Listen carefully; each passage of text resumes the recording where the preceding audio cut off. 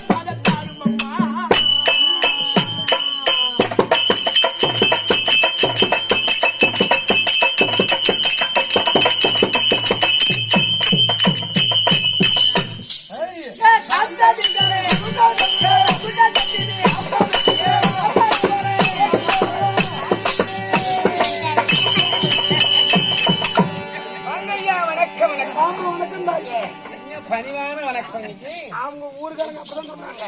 எதற்காக? எதையும் பேசக்கூடாது, எதையும் பேசக்கூடாது, அகடைகிடவான வார்த்தைக்கு இடம் கிடையாது. நல்ல வார்த்தைகளை பேச வேண்டுமா? ஆமா. அதனால உன்னை அப்படியே அடக்கிட்டாங்க உன் வாய. ஊனுட்டு கேட்டு வாங்குறாங்க.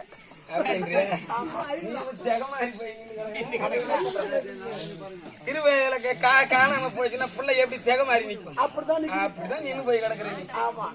எப்ப இது எப்பேருக்கு இந்த சபை? இது லட்சுமி சபை, லட்சுமி கடாட்சம் வருந்த சபை. கற்போர் கருணையிற்றோர் நம்மளை எல்லாம் பெற்றோர் மாதா பிதா குருன்னு சொல்லும்படியான அதோ தெய்வம் அமர்ந்த சபை. கண்டிப்பா 4 வர்ணத்தார் அமர்ந்த சபை இந்த சபை. ஆமா.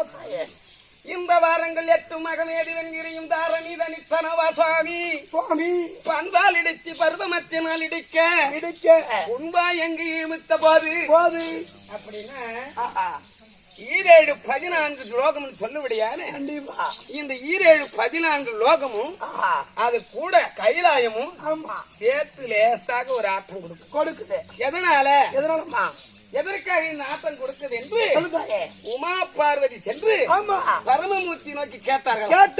அதை கேட்டவுடனே அவர் என்ன தெரிவித்தார்? இந்த வாரங்கள் 8 மகமேதி வெண்கிரியும் தாரணியும் தனித்தனவா சுவாமி அப்படி கேட்ட உடனே என்னன்னு தெரியல, நம்ம கைலாயபதியும் சேர்ந்து ஆடுகிறே சுவாமி, இதற்கு என்ன காரணம்?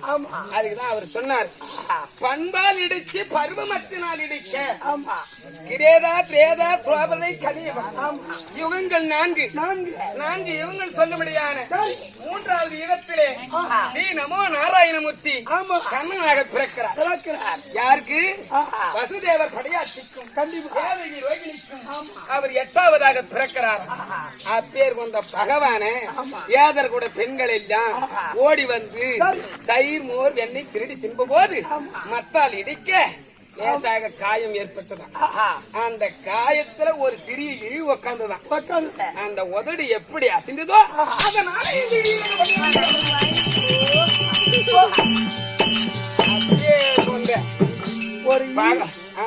ஒரு ஈ உக்காந்ததுக்கு இப்படி தலையாட்டுறதுக்கே உலகமே கிடங்குது.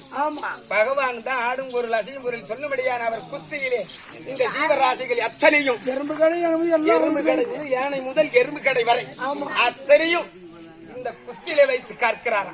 அப்பேர் வந்த பகவானுடைய மார்பில் தங்கக்கூடிய மகாலட்சுமி திருவாகிய மகாலட்சுமி. மகாலட்சுமி பிறந்த சபை. இந்த லட்சுமி கடாட்சிக்கு பிறந்த சபைக்கு